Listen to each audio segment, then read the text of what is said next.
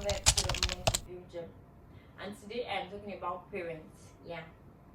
I know so many people is going to say that how can you talk about something that you have absolutely no idea about? How can you come and tell someone how to train their child when they don't even have one?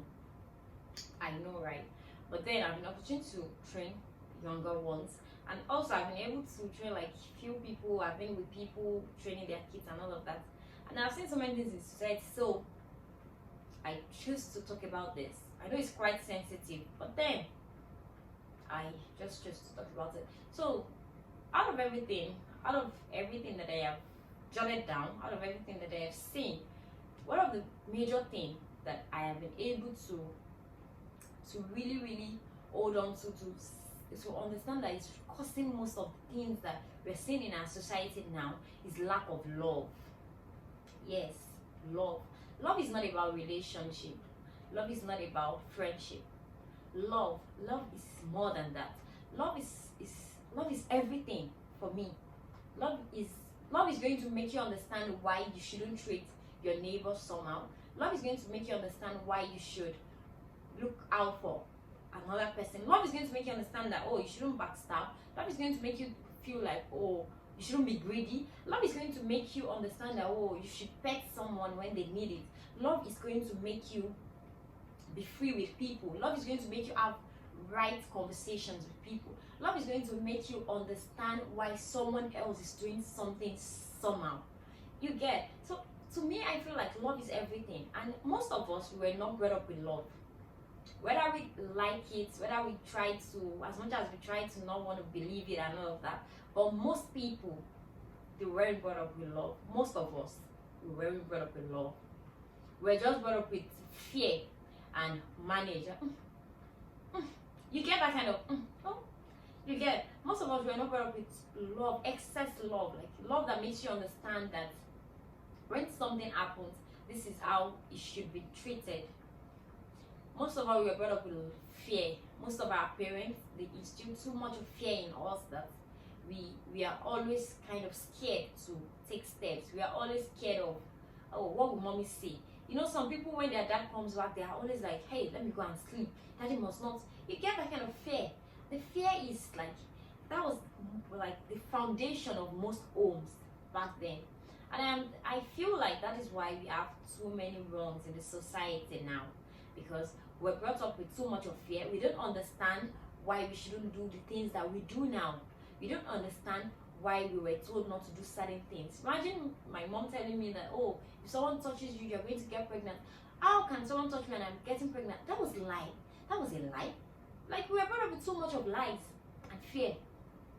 Because they feel like, oh, when they tell you that, you're going to be scared, you won't want to do it. When you can actually sit your child down, you can actually explain to them that this is why you shouldn't do this thing.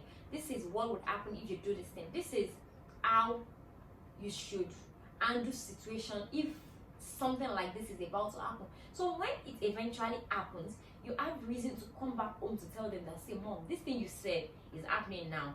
Or when they get molested by their teachers or probably their seniors in school or something, they can easily run to you because they know that you'll be there. They know that, oh, mom has said this thing. So for this man to do this thing, this is probably what he's trying to derive or something. But you people, you better us with so much of fear that when we now go outside and we meet someone that is going to explain to us to suit their own they're going to explain to us in a way that is going to suit what they want, and then we feel like, oh, it seems mom was wrong. And then when it happens, we don't have that confidence to come back home to tell you.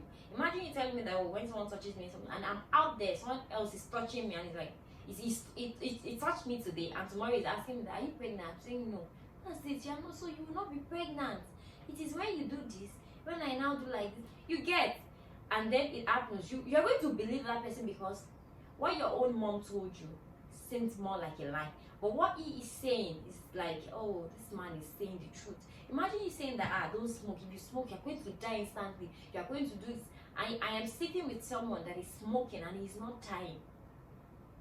You get, you can actually explain to us that this is why it shouldn't be done this way.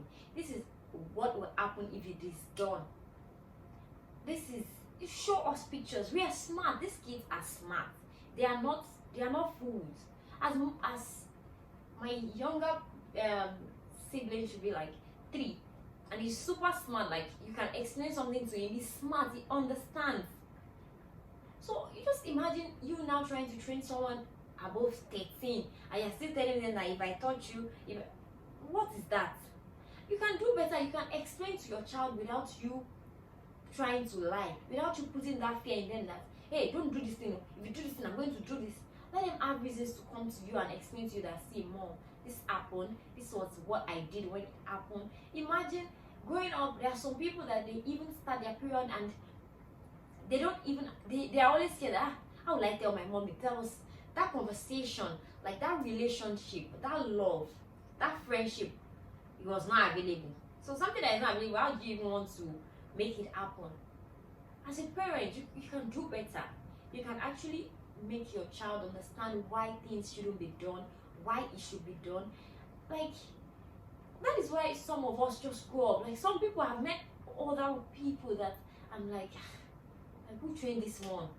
It's not like I'm trying to insult your parent or something, but then I'm like, how can you be like this and you don't even understand what love means? You don't even understand how to feel when someone else is feeling somehow, because they were not brought up like that. This is not their fault, and then they are going to grow up to still do the same thing to you. That's one thing we as parents don't understand. They're going to grow up to do the same thing to you because you didn't bring them up like that, and then you grow up, you see that they're not coming to check on you, they are not calling you, because that relationship, that bond was not there growing up. So how do you expect them to now come back and come and tell you that, mommy, what do you need? They can't, because you didn't bring them up like that. Another thing is, some people, I met a little baby, I think she said she was 5 years, and you need to see the way this girl was raining courses. Like, I was like, wow, are you serious? Hey, that day I was like, eh? You need to, like, when I had a little conversation with her, and I discovered that I think the vicinity, her mom, like, you get that kind of thing. And I'm like, as a parent, single mom, married, whatsoever, when you're having issues with your partner, don't do it in presence of your kids.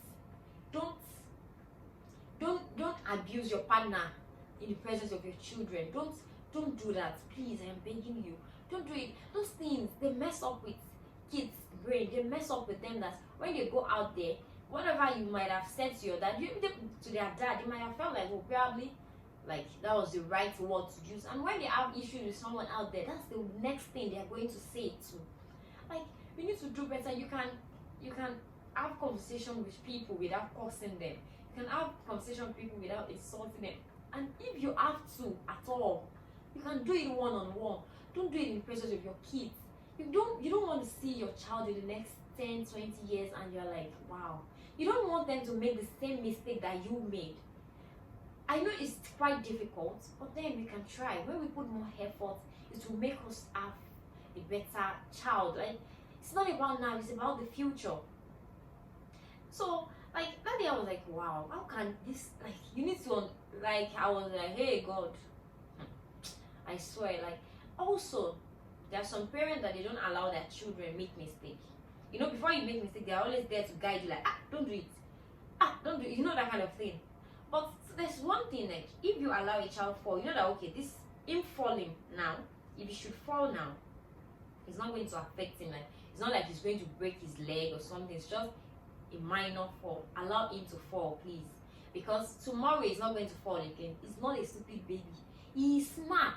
So you need to understand that, this thing, I did this thing yesterday, it will not pass that place. But when you are always there to guide them, like, don't do it, don't do it, it's going to affect them growing up. That's why there are some people that they don't want to take steps, they don't want to fall, because they feel like, if I fall, you get. And the thing is, if you don't fall, there's no way you are going to grow. That's it for me. I feel like when you don't make mistakes, there's no way you're going to grow. So allow them make little mistakes, so that when they make that mistake, they understand that, I shouldn't do this again. Allow them try out things. When they tell you that, mommy, I would like to try out this thing, probably you feel like, you might not do it well, but allow them, guide them. Don't just tell them that, don't do it.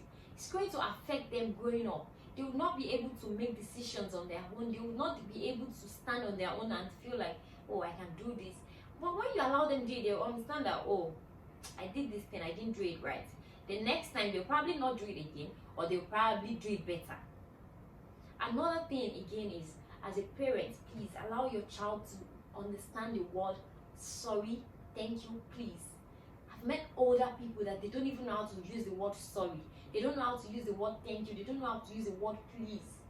Those are minor things to do. Those are things that make you relate with people better, because when someone helps you, you know that the right thing to say is, oh, thank you very much. You know that the right word to say when you need something is, oh, please, can I? Please, could you? You get. But some of us, we don't even know how to say thank you. We don't know how to say sorry. We don't know how to say anything. And some people, growing up, you hear that their mom saying that, we'll see. He's always getting angry excessively. He's just like that. You care that kind of thing. How can you say a small child is getting angry excessively? That whenever he's angry, he's always breaking things. How can you tolerate something like that? Those are things that you can curb when they are still really young. Like, don't do that. You can curb it. But some of them, we just think that he's still a child. He's going to grow. Some will say, by the time he grows old now, he's going to come by. Some of them will say, it's because he's a baby. Whatever you do now is what you're going to do later in life. So when you see that this thing is getting out of hand, try to curb it now. Try to make them understand that, see, when you break something, it is not right. But that's why we have some people that they can be mad at you for years. Like, they don't even see it as a big deal. Some people will be angry and you say that you're angry and you want to spoil my food. What kind of anger is that? Kind like but when growing up, you understand that once I am angry and I spoil this toy, my mom is going to whip me. You understand? Next time you will not spoil that toy. But some of us, we allow them. He's still a child, still a baby, she's still a child, and then they grow and grow and grow and become something that we don't even want to see them become. There's so many things that there's so many bad habits that I also have, and it's difficult for me to drop them now that I am old. But if growing up I was told that I will always allow other people to say what they will feel, always do this, always do that, I would understand that, okay, I can actually listen to others and still be normal, not about me forcing what I want all the time. But now that I am grown, I really don't think that I can. It's quite difficult for me, although I am trying, but it's difficult. And that is how it's going to be so difficult for every other person out there. Because me, I am trying to, it's something that I am, like, now I am trying to be very, very observant. Like, I take my time to want to not do it again. There are other people that don't even realize, they're not even ready to realize it, because they feel like, I've been doing this for how many years? You cannot just come into my life, come and tell me that this is how to live life.